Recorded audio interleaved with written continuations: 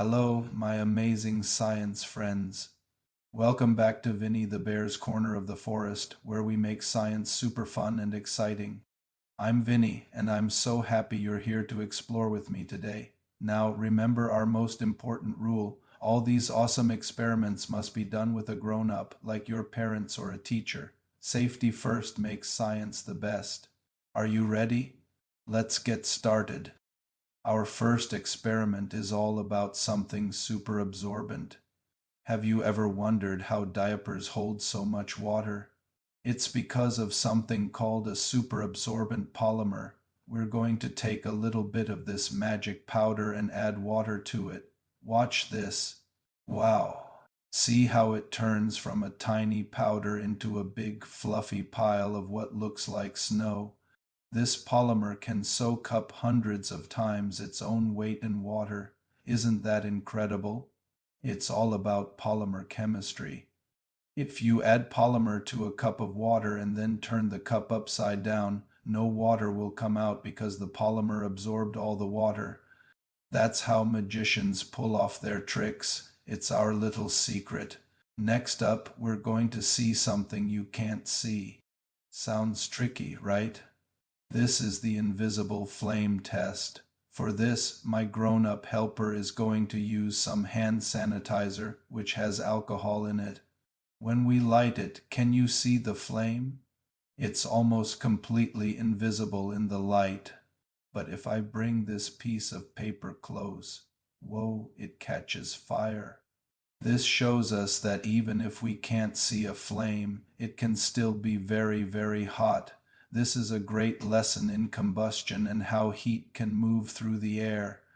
Have you ever thought you could put a water balloon in a flame without it popping? Let's try it.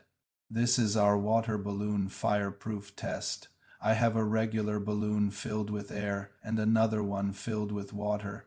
Let's see what happens when we put the air-filled balloon near a candle flame. Whoa, that was a loud pop. It popped right away. Now let's try the balloon with water inside. Look at that. I'm holding it over the flame and it's not popping. Why? Because the water inside is amazing at absorbing heat. The water soaks up the heat from the flame, protecting the rubber. This is all about heat transfer and thermal conductivity. The water is a much better conductor of heat than the air was. Do you have any old, dull-looking coins at home? Let's make them shiny and new again with our shining coins experiment. All we need is a little bit of vinegar and some salt. We'll mix them together in a bowl and then drop our dull coins in. Let's swish them around for a few seconds. Now let's take them out and rinse them with water. Ta-da! Look how bright and shiny they are. The vinegar and salt create a mild acid that eats away the dull layer on the outside of the coin, which is called copper oxide. It's a super fast and fun chemical reaction. For our next experiment, we're going to make water rise all by itself. It's the candle and water rise experiment. I have a plate here with a little bit of colored water in it and a small candle standing in the middle. My grown-up helper will light the candle, then add a bit of alcohol to the jar or bottle and shake well. Now I'm going to carefully place this empty glass bottle over the candle. Watch the water closely.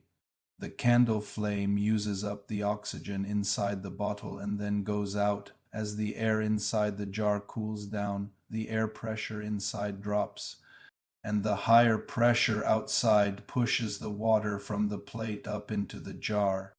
It's like magic, but it's really science working with air pressure and temperature. I've saved the best for last. Let's dive into giving a rose a super fun, colorful makeover. With our color changing flowers experiment, we'll see how plants drink water. Here I have a white rose.